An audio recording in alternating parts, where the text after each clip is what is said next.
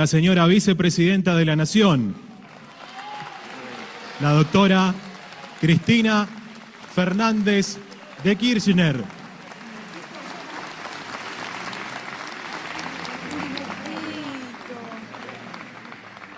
Mira, ¿Olivia? ¿Y quién es Olivia? Dibujito me regala.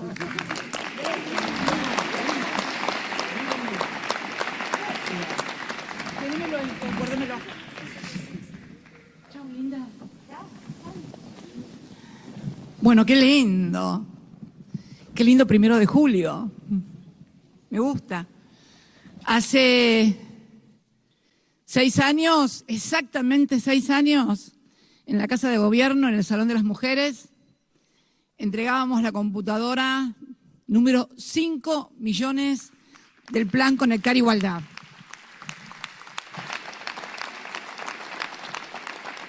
En realidad, cuando terminamos el gobierno ya habíamos entregado 5.400.000, porque después de ese día seguimos entregando y terminamos con 5.400.000. Che, siéntense. Están todos parados ahí como si fueran... Sí, tranqui, por favor. Todo descontracturado. Estamos entre amigos y compañeros. Y vecinos y vecinas. Y bueno, la verdad que 5.400.000 netbooks. Y la maestra, la primera directora, Laura era, ¿no? Laura, que recordaba los carritos, aquellos carritos que traían un manojo de computadoras, 20, 21 computadoras, para que iban por todo el colegio primario, aula por aula, para que los chicos ya se fueran familiarizando en la escuela primaria para cuando llegaran al secundario, porque ya en el primer año tenían su netbook y después se iban con su casa su netbook. La verdad que fue, yo diría, una verdadera revolución, porque impactó mucho. En muchos hogares era la primera computadora, el primer instrumento tecnológico que llegaba a la familia, que utilizaba no solamente el chico, sino la madre, los hermanos, los abuelos. Fue muy importante y además prepararlos para la etapa digital. Pero además también estaba el tema de, llegamos a construir casi 11.000 pisos tecnológicos, que eran los pisos, en cada colegio se podían comunicar, no era solamente la computadora el chico se comunicaba con toda su comunidad educativa, con los docentes, con sus compañeros, y bueno, y todo esto fue sumando a la conectividad de la TDA, al trabajo que se hacía. Y es el tema de lo que decía yo, ¿no? Cuando me dice, sirvió mucho, me dice Laura, para después. Y claro, los derechos universales siempre sirven y se preparan, y cuanto más universales son, más se desarrolla una sociedad. Miren, hay un videíto que circula hoy, 1 de julio, aniversario de la muerte de Perón. A mí me gusta recordar al Perón vivo, que es mucho más valioso. Y Perón en el exilio, es una grabación que él hace en el exilio, en Madrid, comentaba el tema de la universidad pública, nacional y gratuita, que cuando llegó él al gobierno decretó la absoluta gratuidad de la universidad nacional pública. Y él lo decía, era muy interesante lo que él dice, porque él dice no solamente como el derecho universal, sino también con un criterio, si se quiere, utilitarista, porque él decía, eliminamos los aranceles, eliminamos los derechos de exámenes, porque de esta manera, además, permitiendo que fueran a la universidad no solamente 100.000 elegidos, sino que pudiera llegar a los 4 millones, íbamos a encontrar mucha más materia gris, por una cuestión de lógica. Se encuentra mucho más materia gris entre 4 millones que solamente en círculos reducidos. Quiere decir, y esto es aplicable a todo, a la vida es aplicable. Si todos los pibes tienen computadoras, se incorporan al mundo digital, es posible que haya muchos que formen empresas que tengan que ver con las nuevas tecnologías o también descubran sus calidades artísticas. Hace unos días estaba leyendo una intervención en un medio extranjero que le hacían a un pibe, Elegant, creo que se llama Elegant, ¿no? un rapero. Bueno, yo les recomiendo que lo escuchen porque él dice que con esa Conectar Igualdad en el 2014, que recibió en el 2014, y un microfonito de 1.000 pesos, hizo un tema que hoy tiene 176 millones de reproducciones en YouTube, en el mundo.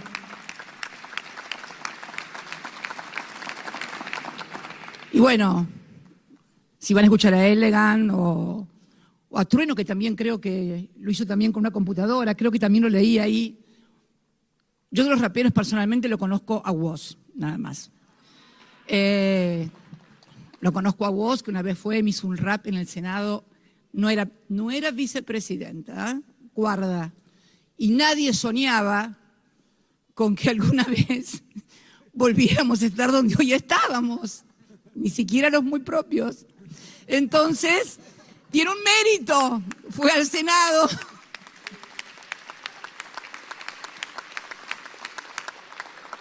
Acercarse al poder es más fácil, acercarse a quien es perseguido, estigmatizado y demás, tiene otro valor, el valor de que no le importa, sino lo que piensa, y bueno, me parece que esto es un valor. Yo sé, confieso también que puse a escucharme a Elegant.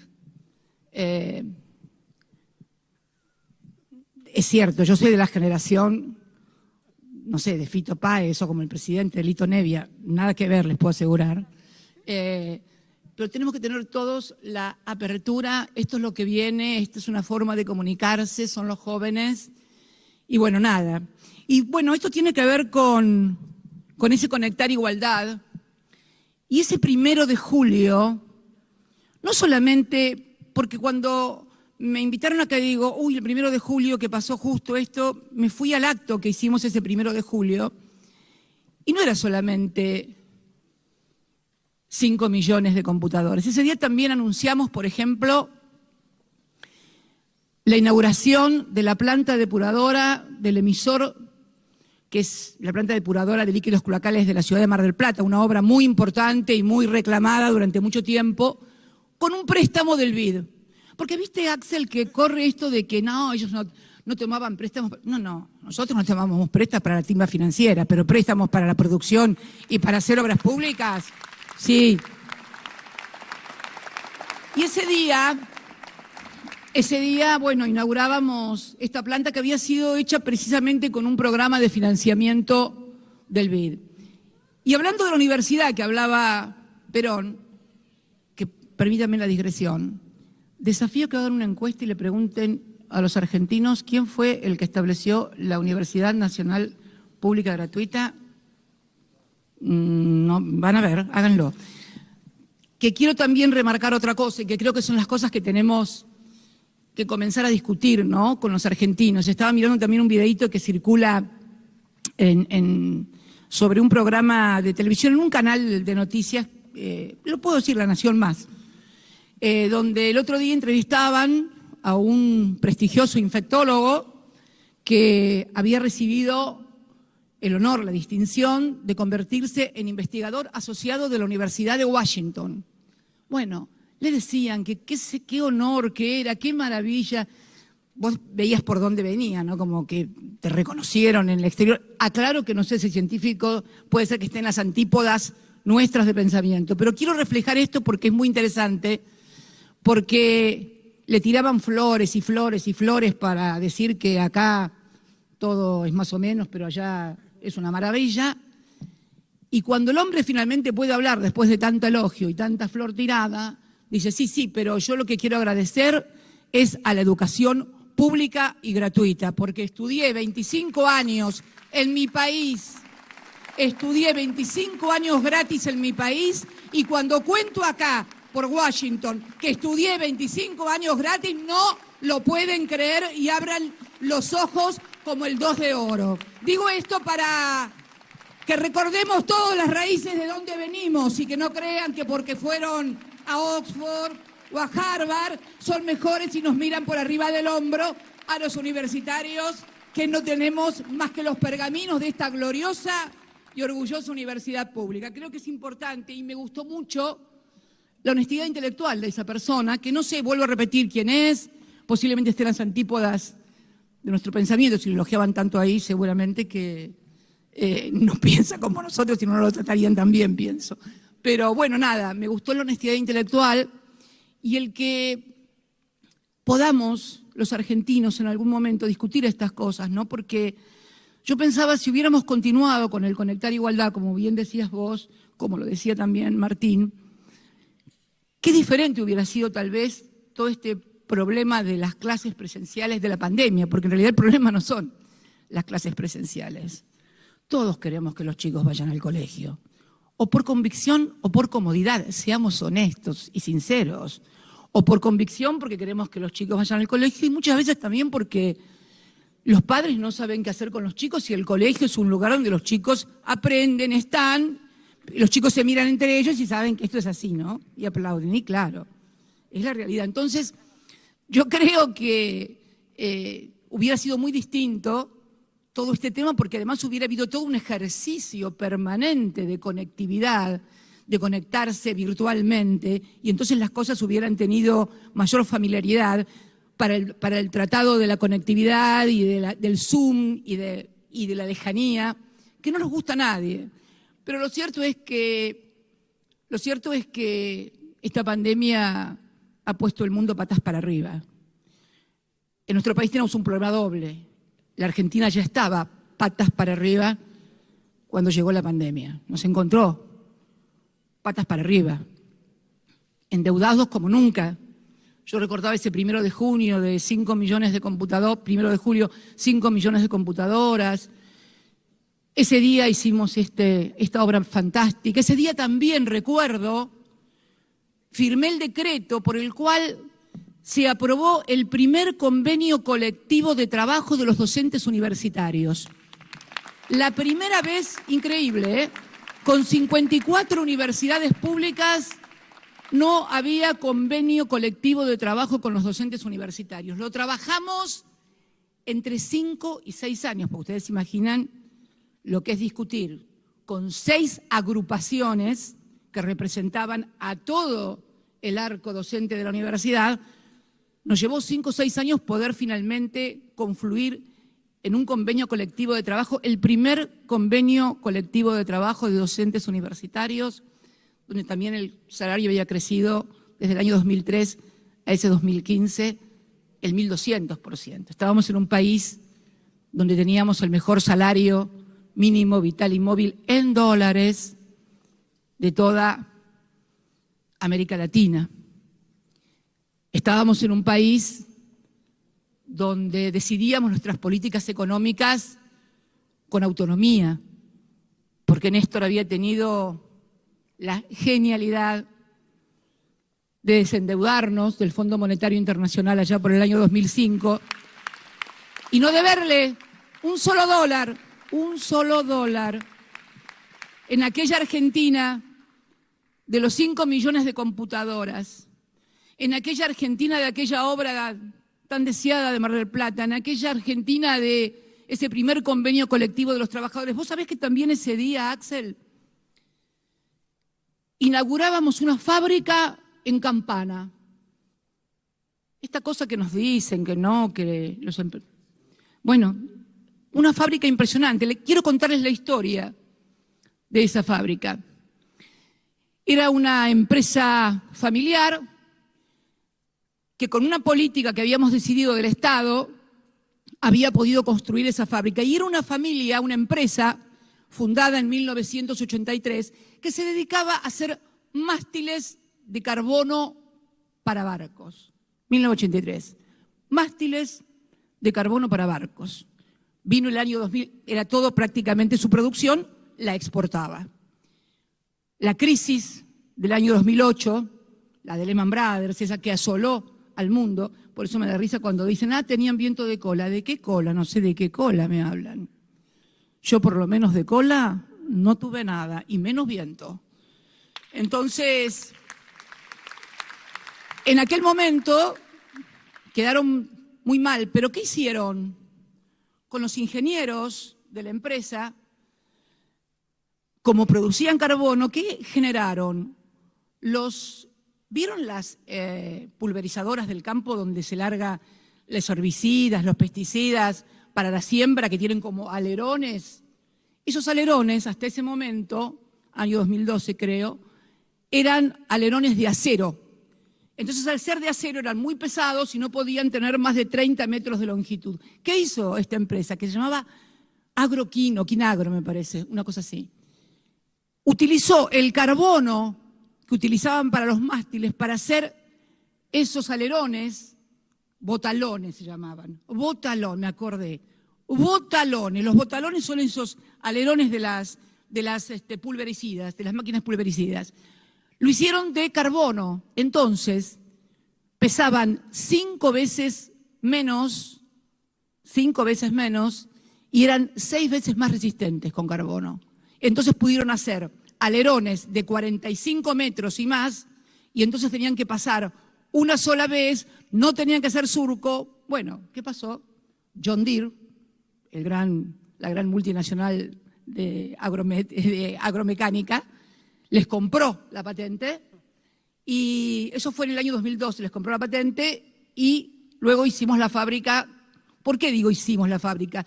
Porque le hicieron las políticas. En ese momento nosotros habíamos modificado la Carta Orgánica del Banco Central y exigíamos que todos los bancos destinaran el 5% de sus depósitos a préstamos productivos. Obtuvieron un préstamo, creo que era de 30 millones de pesos, en ese momento no recuerdo la cifra, pero me parece que era eso. Hicieron la fábrica en el 2015. No sé qué fue de la familia, era una empresa familiar, por ahí. Me comentaban el otro día que parece ser que se le había quedado finalmente John Deere, a lo mejor la vendieron, hicieron un buen negocio, pero ¿qué quiero decirles con esto? Que era una Argentina donde pasaban estas cosas. ¿Que había problemas? Claro que sí, pero resulta que todos los problemas que teníamos en el 2015 se multiplicaron y se agravaron en los 4 años posteriores hasta el infinito. Y surgieron algunos que no teníamos, como esta deuda del Fondo Monetario Internacional, al que le debemos 45.000 millones de dólares. Y no construimos ninguna planta depuradora, no le prestamos a ninguna empresa el dinero para hacer una fábrica mejor, no mejoramos los salarios de los docentes universitarios, ni tampoco compramos 5 millones de computadoras. Y sin embargo debemos 45.000 millones de dólares que no debíamos. Esto en lo que hace al Fondo Monetario Internacional, que va a pretender condicionarnos políticamente en las políticas económicas. No quiero hablar de lo que ya se reestructuró, que fueron otros 90.000, 80.000 millones de dólares. ¿Qué quiero decir con esto? Que yo creo que cuando pase esta pandemia, porque la pandemia va a pasar, vamos a vacunar a los argentinos y a las argentinas, nos vamos a cuidar, pese a todo ese bombardeo mediático que se hizo desde el primer día para que no se cuidaran, para que no importara, para que quisieran hacer lo que no había que hacer, en fin, esa cosa que no logro entender qué es lo que persigue. La verdad que creo que en el fondo no creen en la Argentina y no quieren a la Argentina. Yo creo que en algún momento pensé, bueno, sí, es un anti nosotros, pero estas son las cosas que dicen que siento que en realidad a los que odian es a los argentinos y no lo pueden decir. Se quieren ir y no pueden ir algunos y entonces, o porque ganan acá mucha plata y les conviene que todo siga mal. La verdad que no alcanzo a entender, pero quiero decirles a todos y a todas que cuando pase esta pandemia, porque va a pasar, vamos a tener que hablar en serio de responsabilidades, pero no ir a la televisión a zarasear cuando, viste, que no estoy de acuerdo con nada, pero hay que hacer las cosas mejor. Sí, bueno, claro. Zarasear no. Tampoco difamar, mentir, creer que por acusar al otro, difamarlo, denunciarlo, se pueden ganar las elecciones. Puede ser, sí, que ganes una elección. Bueno, de hecho, en el 2015, con aquel país y con todas las dificultades que teníamos, les decía, teníamos el mejor salario en términos de dólares de América Latina, el mejor haber previsional también en dólares en América Latina, 5.9 de desocupación, 0 endeudamiento no productivo, porque sabemos siempre que el endeudamiento con el Fondo Monetario Internacional es de carácter financiero, no productivo. Y sin embargo, bueno, se crean climas, se arman denuncias. Y yo creo que esto tiene que terminar porque no podemos seguir abonando una Argentina que cuando un ciudadano, una ciudadana enciende el televisor, se le torna insoportable. Insoportable estar escuchando lo que se escucha, porque si se escuchara una discusión acerca de proyectos, de medidas, no hay que tomar esta medida, hay que tomar esta medida, no, este proyecto no, esta política, pero son todas generalidades, zarazas, condenas y denuncias que redundan finalmente en una Argentina de oportunidades perdidas, como fue esta oportunidad perdida de no continuar con una política como la del Conectar Igualdad.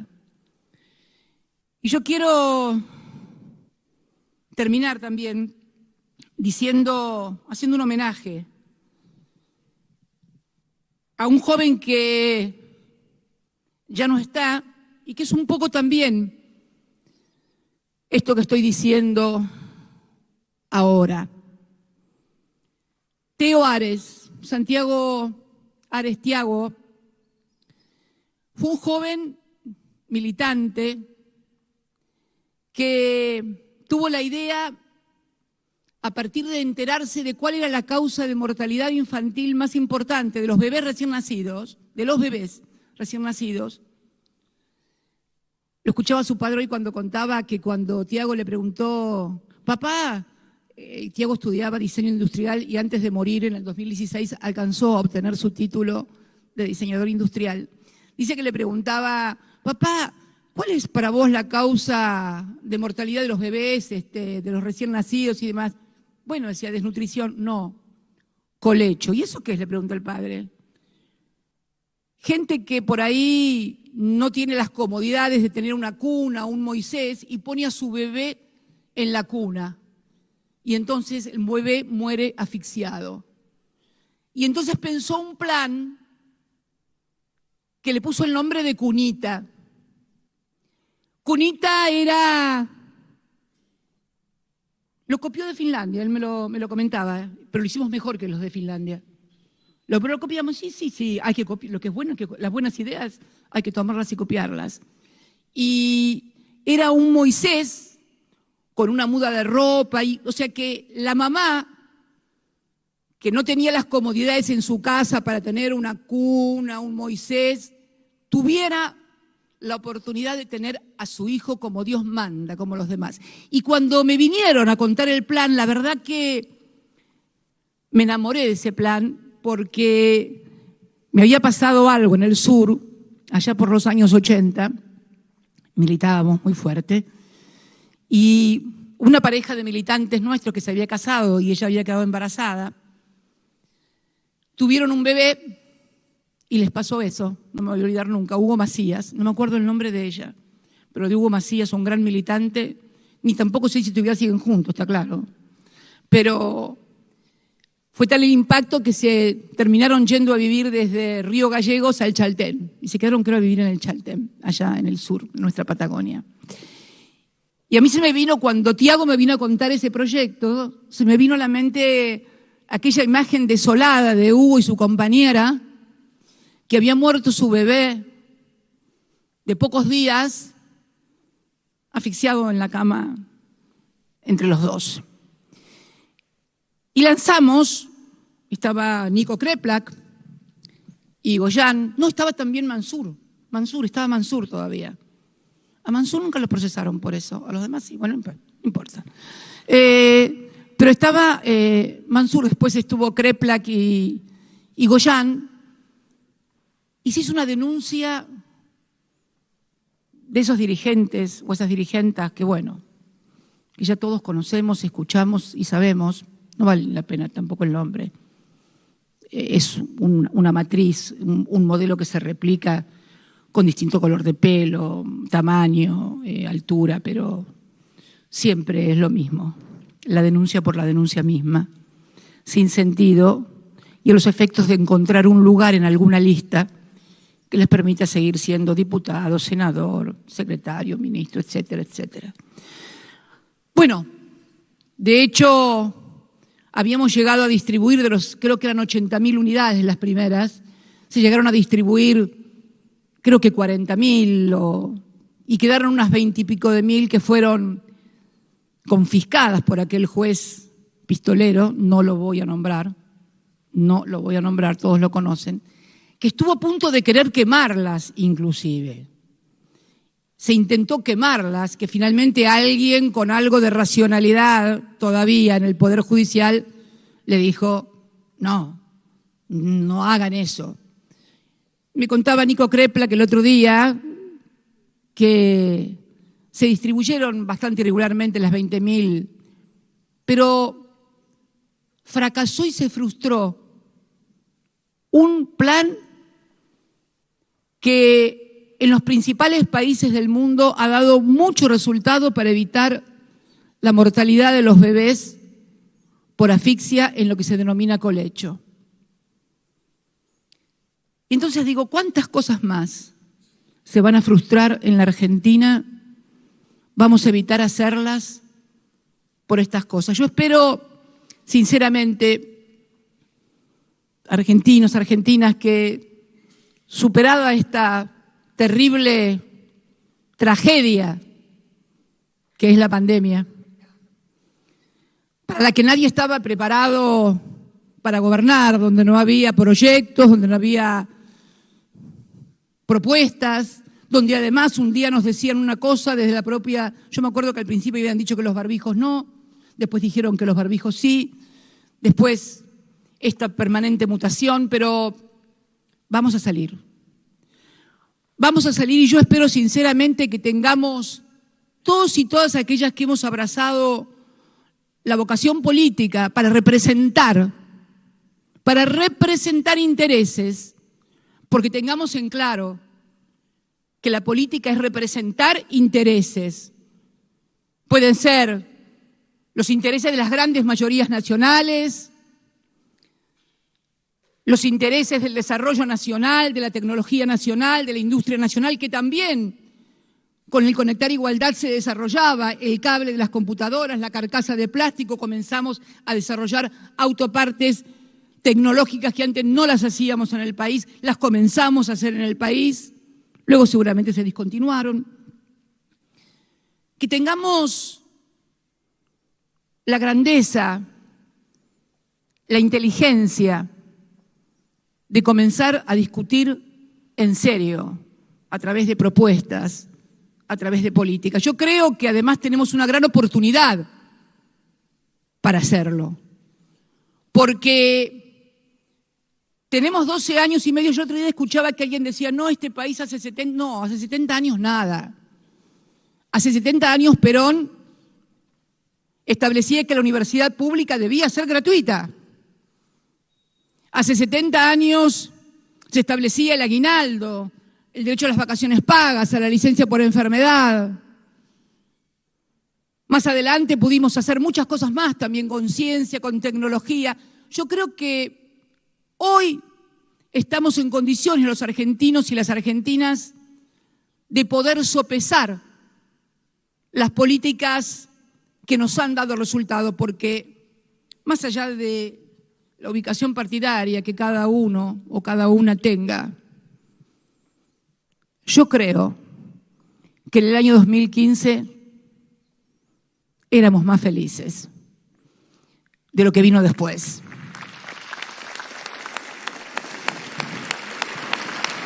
Teníamos expectativas,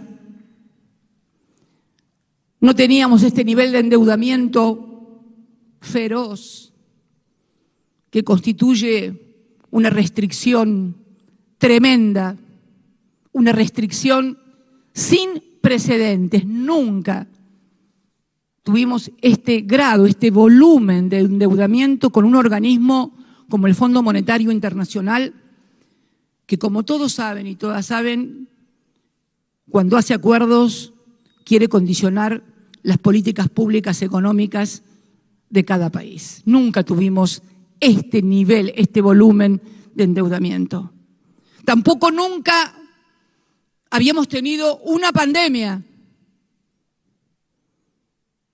El mundo no estaba preparado para esto. Entonces yo creo que debemos hacer todos y todas un gran esfuerzo para encontrar una forma de abordaje y de discusión de nuestros problemas a partir de números y de cosas reales y concretas que han sucedido a los argentinos. El endeudamiento y cómo vamos a afrontar este endeudamiento que tenemos que pagar en este gobierno, pese a que no lo contrajimos. No es solamente responsabilidad del gobierno, que es el que tiene la representación de la Argentina. En realidad, si fuéramos a responsabilidades, las grandes responsabilidades son de los que contrajeron este crédito casi criminal de 45.000 millones de dólares. Pero bueno, acá estamos. Lo bueno sería que entre todos, los que hoy tenemos la responsabilidad de abordar este problema por la representación que nos invistió la sociedad, pero fundamentalmente queremos escuchar a los que la contrajeron para ver cómo hacemos para pagar esto sin someter al hambre y al escarnio una vez más al pueblo argentino. Porque si no, si vamos a discutir nimiedades y cuestiones menores, mientras está sucediendo esto en la República Argentina, no nos los van a perdonar, pero no solamente a nosotros, a todos los que de alguna u otra manera quieren representar políticamente a sus compatriotas.